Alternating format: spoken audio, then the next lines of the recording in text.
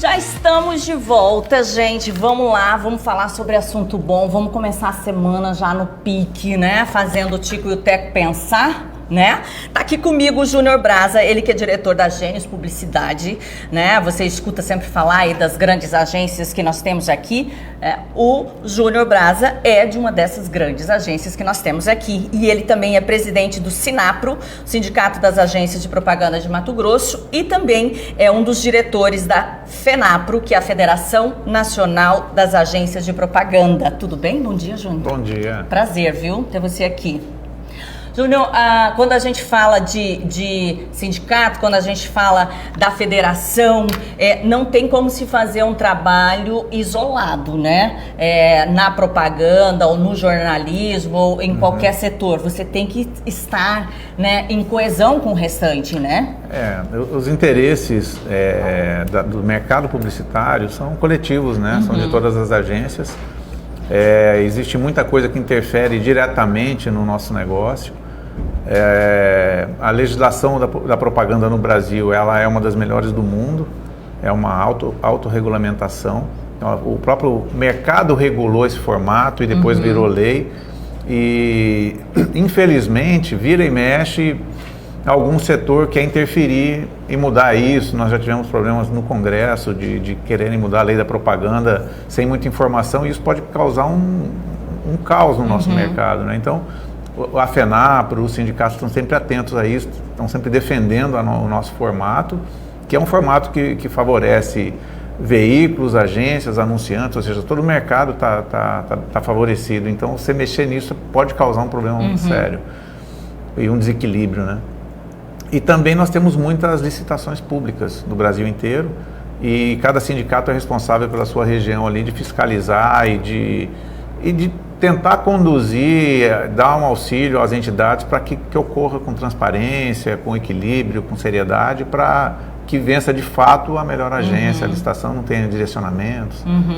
É importante, gente, essa lisura ela tem que estar realmente em todas as esferas, e a gente vem até comentando bastante com vários convidados aqui, que a gente está entrando e a cada dia mais se exigindo essa transparência, né? Então, acho que é importantíssimo a gente lembrar disso e realmente cobrar e praticar, né, essa transparência, que é importantíssimo. Vamos falar um pouquinho do mercado publicitário, que você vive essa realidade no dia a dia, não só de Cuiabá, mas do Mato Grosso e até de alguns estados vizinhos, que eu sei que vocês acabam atuando aí em alguns grupos e algumas empresas. Como que ele está hoje, depois de toda essa transformação que o nosso Brasil vem vivendo? Pois graças a Deus tivemos um fechamento aí em 2019 positivo, não na intensidade que a gente gostaria ou que a gente tinha expectativa, mas positivo, ou seja, os anunciantes retomaram os investimentos, assim como retomaram as vendas, né? Ou seja, o mercado reagiu. Tivemos aí um Black Friday que foi recorde de venda em vários segmentos, né? O Pantanal Shopping é cliente nosso aí há 8, 9 anos. Esse foi o melhor ano dos Black Fridays. Legal, boa notícia. Foi o shopping da Rede Ancar, que tem 28 shoppings, foi o shopping que mais vendeu no Brasil na Black Friday. Então, índices bem positivos assim para o nosso mercado, né? E isso está refletindo em todos os segmentos. Então, a gente tem a expectativa de que tenha um excelente Natal, né? Que as vendas de Natal sejam expressivas. E isso já começa 2020 aí com esse otimismo. Então, assim, o saldo é positivo. Não foi dentro da expectativa, não, mas só de a gente sair do vermelho, sair daquela patinação que estava, que não andava para frente de jeito nenhum, agora eu acho que... Aliás, não andava para frente não, só andava para trás, na verdade, nos últimos anos, e infelizmente a gente viveu essa realidade e tem que ser falada e tem que ser comemorada. Até como diz o nosso ministro Paulo Guedes, né, é só 1% de crescimento por enquanto, mas já é 1%, né, não descemos 3, 4 ou 5, então já são grandes conquistas.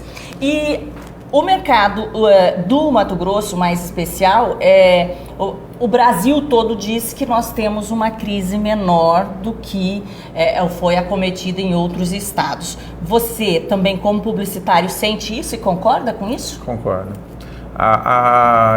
Quando começou a crise, eu estava com uma filial em São Paulo. A gente, por 10 anos, teve uma filial lá. 2015, São Paulo, o mundo acabou. Aqui a gente estava bem. Na verdade, aqui estava sustentando a filial de São Paulo, que fechou no vermelho. Aí, em 2016, a gente desativou, porque eu visitei os clientes lá, vi que o mercado não estava reagindo, ia demorar e não se sustentava. E aí, em 2016, foi que a gente foi sentir a crise aqui. Então, ela demorou mais para chegar aqui e ela chega com menos intensidade, porque aqui a gente é um estado produtor. E produtor de um nível muito grande, né? Ou seja, a gente é o maior produtor de muitas coisas no Brasil e até mundial. Então, essa riqueza, ela não para, né? A gente não para de produzir na agricultura, na pecuária. Então, isso eu acho que sustenta e segura mais que outros estados não tenham onde recorrer, né? Não tem aonde se agarrar, né? E a gente tem isso. Entra ano, sai ano, a nossa produção só vem crescendo. Então, isso segura uma parte da economia que gira dinheiro no mercado e que sustenta um pouco. Não que a ponto de não ter crise, mas óbvio, de ser menor, né? A gente sente, sem dúvida. Júnior, a programação, o empresário realmente ter uma preocupação ou pensar antecipado, fazer uma programação para o próximo ano, dentro das possibilidades dele de investimento, dentro do estilo de empresa dele, qual que é a grande importância e qual que é o diferencial que ele pode ter em números quando ele tem essa visão antecipada e busca, claro, uma empresa séria para que auxilie em cima disso. Então, a propaganda, ela não é um capricho, né? Ela é uma ferramenta do marketing para você atingir um resultado.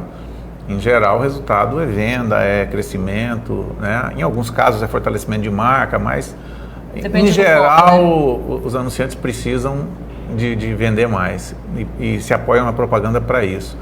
Quando você faz o planejamento, que é o que você citou aqui agora, você consegue entender, né? Você pega os números seus de 2019, entende como foi o comportamento de 2019, faz uma previsão para 2020.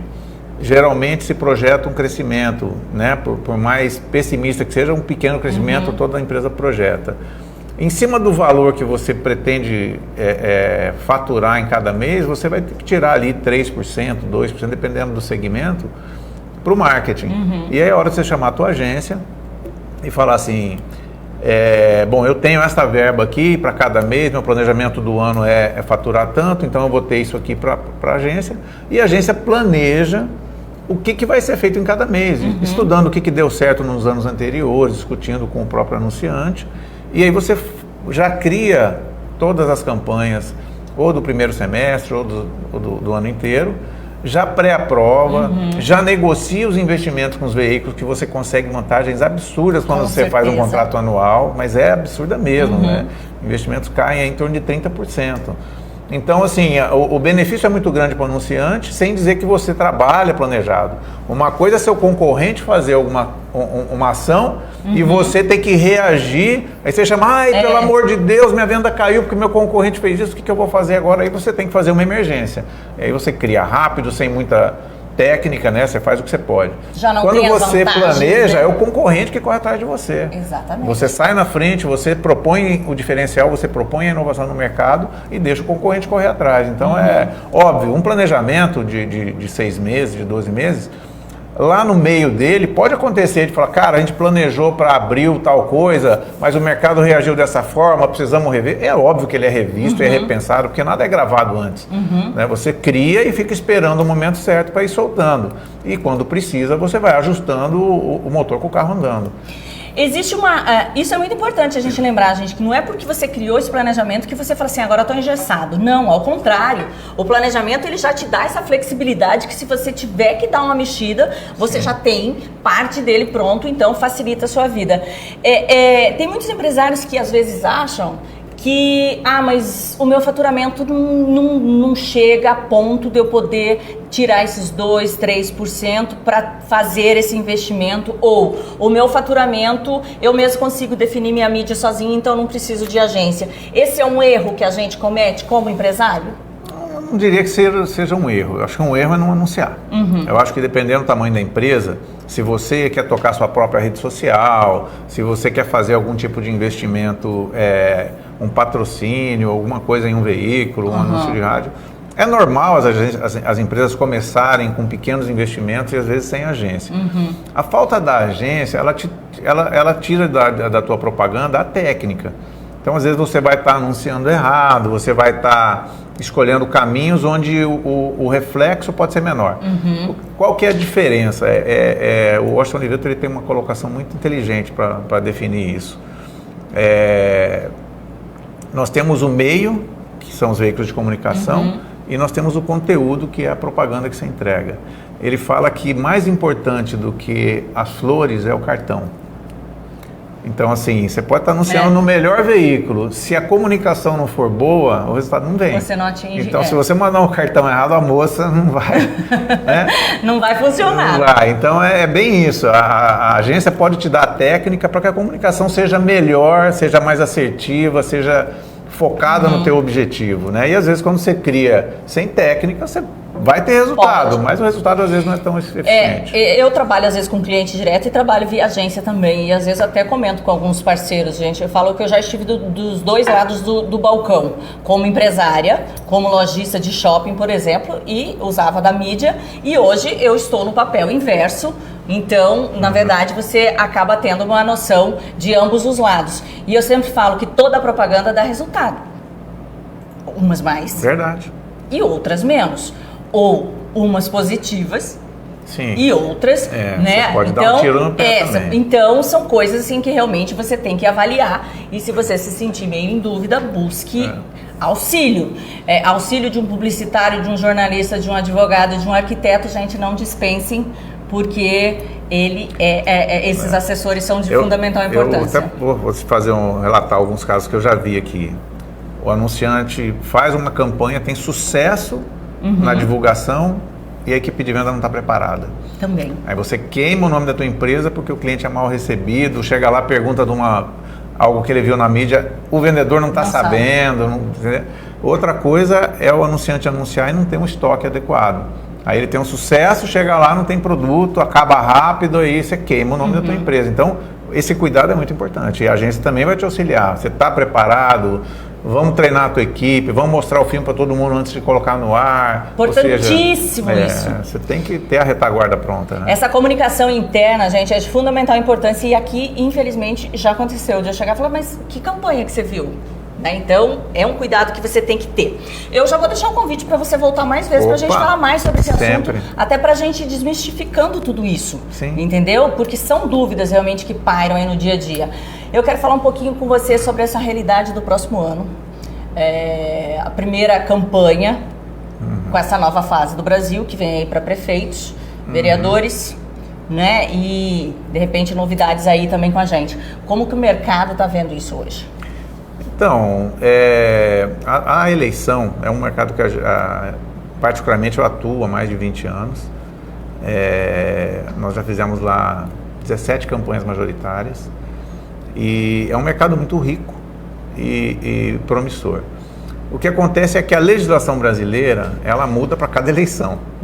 E ela muda, assim, com a gente percebe o seguinte, o interesse dessas mudanças na legislação é de tornar a eleição mais justa, mais equilibrada, né?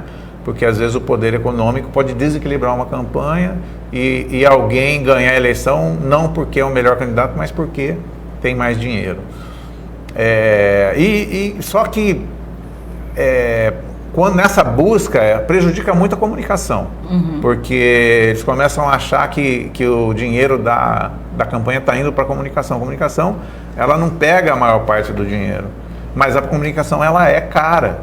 E aí o que está acontecendo? Eles estão limitando de tal forma que está inviabilizando as candidaturas majoritárias terem um investimento adequado para a campanha. Então, assim, 2020 vai ser uma novidade aí, nós estamos esperando para ver como é que vai comportar o mercado.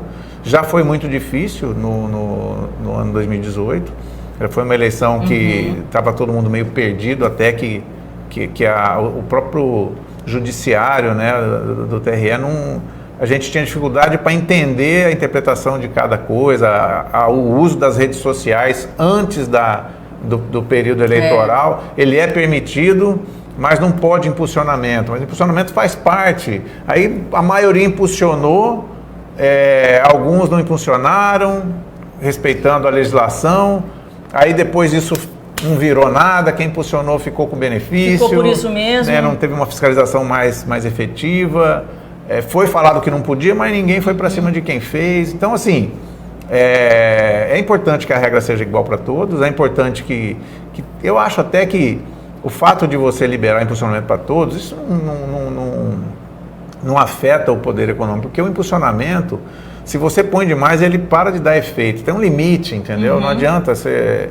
Então, eu acho que certas coisas de investimento deveriam ser liberadas mesmo na pré-campanha, para que tivesse uma pré-campanha mais técnica, mais profissional, entendeu? Mas o entendimento da legislação é que não tenha nenhum investimento e nenhuma contratação técnica, ou seja, você se vira como você pode na pré-campanha e você só contrata a partir da E que ficou mais enxuta também. De repente, a gente entra de novo naquela seara. Mais uma vez, a população vai ficar sem conhecer ou sem ter oportunidade da visibilidade de um novo, de um diferente, é meio complicado. Você tenta fazer para proteger ou para liberar e cada vez complica mais. Até essa questão do horário político gratuito que a gente sempre teve aí, como que você está vendo isso? Diminuiu, né? Reduziu o período da campanha na televisão, reduziu o tamanho dos programas eleitorais. Eu acho que isso não influencia muito, porque as pessoas, em geral, não assistem muito programa eleitoral, né? Eu acho que as inserções são mais efetivas do que o programa. Os rotativos, né? O programa, ele trabalha muito mais o ego do candidato, do partido, do que... E ficam os jornalistas e a concorrência acompanhando para ver o que acontece. E isso dá uma repercussão na mídia. Mas o eleitor ter paciência de assistir um programa eleitoral é raro. Tem alguma pergunta aí, Giovanni? Olha, até tenho aqui, mas eu tenho uma pergunta minha, assim, justamente isso. O que as pessoas podem fazer? Porque, de fato, às vezes a gente não tem tanto tempo para acompanhar o programa eleitoral, ou não tem paciência, igual você falou, para assistir um programa eleitoral. Mas dá para melhorar com que eles chamem mais atenção, tem uma forma diferente que eles possam fazer esse programa eleitoral para que chame mais atenção do público, para que assistam? Ou não tem como? Eles trabalham só o ego deles mesmo, como você falou? Na verdade, não é que não tem como. É que o eleitor não está nem aí. Ele não quer saber. O eleitor vai se preocupar com a eleição lá nos últimos 15 dias. Até então, você vai fazer pesquisa na rua, o índice de indecisos é maior do que a metade. Então as pessoas não querem saber, muitos não sabem quem são os candidatos. As pessoas vivem o mundo delas. Quem está trabalhando na eleição, que acha que está todo mundo falando de eleição, mas quem está é um meio ali, que são os interessados no assunto, que convivem com aquilo, e o público em geral está. Então, assim, cabe aos candidatos e aos partidos tentar seduzir o interesse do eleitor, né, para ele se aproximar. E aí a rede social, nesse ponto, ela é bem efetiva, porque ela consegue entrar no dia a dia do cara. Só que é óbvio, se você entrar na rede social com o formato do candidato que a gente está acostumado, a rejeição é pior, é capaz que você perca o voto do cara. Então você começa a impulsionar demais, começa a notificar toda hora o mesmo eleitor, o cara fala, eu até ia votar nesse cara, mas tá enchendo o meu saco. Então, assim, esse cuidado do eleitor. Só que, assim, quando você tem imagina, nós vamos ter aí eleição, são 140 municípios, se considerar 2 candidatos para o município, nós temos 280 candidatos a prefeito e mais milhares de candidatos a vereador. Como é que você controla o que esses caras vão fazer? E você imagina a poluição que vai ser a rede social a partir de janeiro. Misericórdia. Começa a definir os candidatos. Você fala, tem pergunta? Não? Então... Tá. Você comentou no assunto sobre pesquisa. Na eleição de 2018, o descrédito em cima das pesquisas... Então. Né, criaram realmente aí, quando fala em pesquisa, a pessoa fala assim, né, ninguém... Como que você acha que qual será a reação nesse próximo ano sobre pesquisa? Olha, eu particularmente, eu sou a favor de que as pesquisas só sejam divulgadas mais perto da eleição. Toda pesquisa que é divulgada no começo, ela acaba interferindo nas escolhas, e candidatos que têm potencial intelectual, tal, acabam perdendo o interesse do eleitor, porque o eleitor tem essa de entrar no bonde, né? De quem está... E aí vê, mas esse candidato eu gosto dele, mas ele não tem chance, vou votar num que tem chance. Exato. E aí vai abandonando boas escolhas. Aconteceu na eleição para presidente, nós tínhamos bons candidatos aí, que foram tirados do páreo, e falaram, não, eu vou escolher o A ou B, porque é os dois que vão para o segundo turno, então não vou perder meu voto ali e tal. E isso estraga o processo, no meu ponto de vista. Então, eu acho que a pesquisa, ela deveria ser para consumo interno dos partidos, dos candidatos, para você ver como que você está, melhorar a performance, tratar melhor a comunicação da campanha. E até porque, infelizmente, ficou meio que comprovado que alguns institutos não merecem toda a credibilidade que recebiam, né? Porque a partir do momento que a pesquisa é para ser publicada, ela tem um interesse. Eu tenho interesse que o partido tal esteja melhor do que o tal, o candidato tal. E aí vai no dono do Instituto de Pesquisa, todos são ser humano, o que dá para fazer? Aí, vamos mexer na margem, já que eu tenho uma margem de 4 para cima ou para baixo, eu puxo de cima 4 para baixo, eu subo de baixo 4 para cima. Ou concentra mais no bairro que você sabe que você está trabalhando mais, que você tem mais... Infelizmente, isso acontece, e aí não é eu que estou falando. Se você pegar as pesquisas das últimas eleições, você vai ver que tem pesquisa que dava um candidato na frente, outro dava outro, uma disparidade. Eu tenho uma pergunta aqui que talvez seja próxima a isso, que é da Eliane. Ela está perguntando como que você vê a questão das fake news, que são normalmente mais dissociadas nas redes sociais, né? E assim, há muito ataque dos candidatos, ao invés de mostrar mais o que eles têm, os projetos para as propostas, né? E eles ficam só se atacando. Como que você enxerga isso? Vamos entender, né, o que é a fake news, né? Fake news, ela tem um objetivo, né? É uma ferramenta de comunicação, da comunicação do mal, né?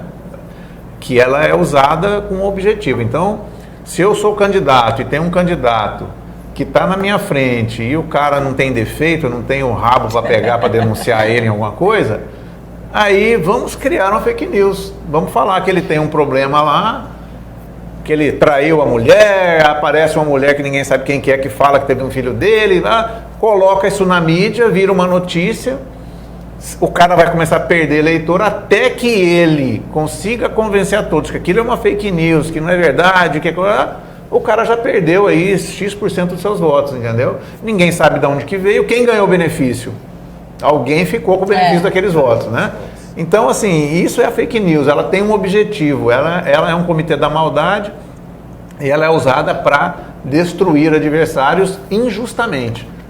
Porque eu sou a favor, na eleição, da real news, né? Ou seja, o candidato B tem um defeito, ele entrou numa campanha, ele está exposto e tem que expor os defeitos dele, sim, porque o eleitor tem que saber quem está elegendo.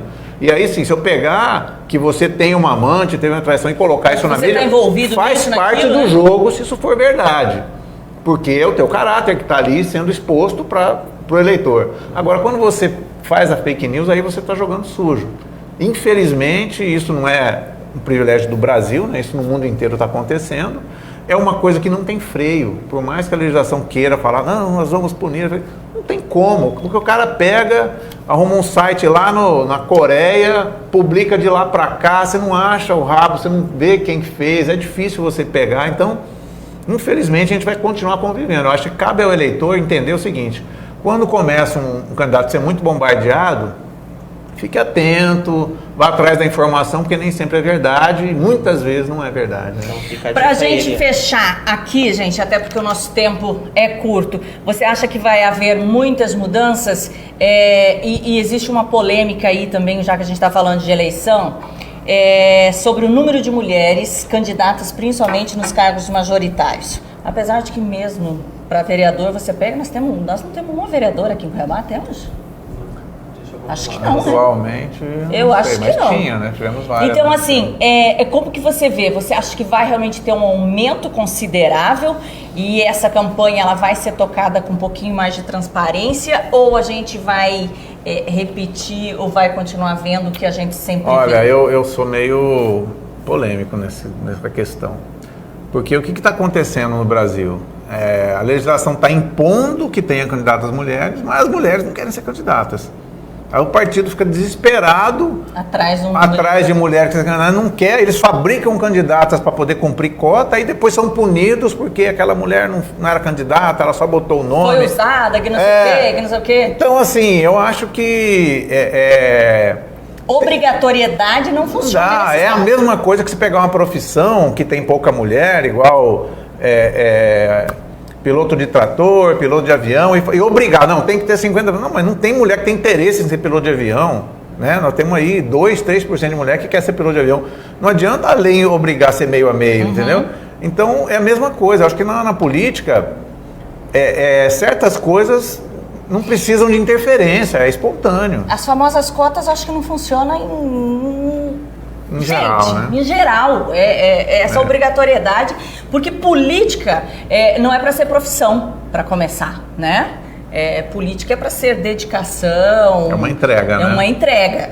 Então, eu acho que as pessoas têm que ponderar muito isso e realmente a gente está ouvindo aí Agora, cabe às mulheres se organizarem e terem mais interesse na política do país, do estado, da cidade e serem candidatos, sim. Eu acho que é válido e necessário. Mas não por uma obrigação. Não por uma obrigação, concordo, gente. Todo mundo pergunta se eu quero entrar pra política. Não, gente. O dia que eu for política, eu vou ser sincera com vocês, eu não estarei mais como jornalista. Eu deixo de ser... Eu estaciono a minha carreira de jornalista e passo a ser realmente política. Nem que seja por um mandato, 2 ou... por uma tentativa. Ou por uma tentativa. Mas não é minha praia. Júnior, obrigada. Pela sua presença. Volte para a gente falar mais sobre esse mercado, que ainda a gente tem muitas dúvidas no dia a dia, a gente percebe que principalmente o empresário tem essa dúvida, tem vontade, mas às vezes se sente inseguro, né? E eu acho que essas oportunidades, gente, a gente realmente desmistificando isso, para a gente colher um melhor proveito, a gente sabe que a nossa economia, se Deus quiser, ela vai realmente aí receber uma grande injeção aí de investimentos e a gente tem que estar preparado. Com certeza. Meu pai falava que quem chega primeiro na fonte bebe água limpa, né? Então vamos deixar a nossa fonte montadinha, né? Vamos ficar na frente da fila, né? Vamos ficar na frente da fila. Qual que é o endereço hoje? E você está de casa nova já há algum tempo? Mudamos ano passado para sede nova, um prédio que a gente projetou, né? Acho que é a única agência aqui em Mato Grosso que foi comprado um terreno num lugar que a gente idealizou e feito um projeto para ser agência de propaganda.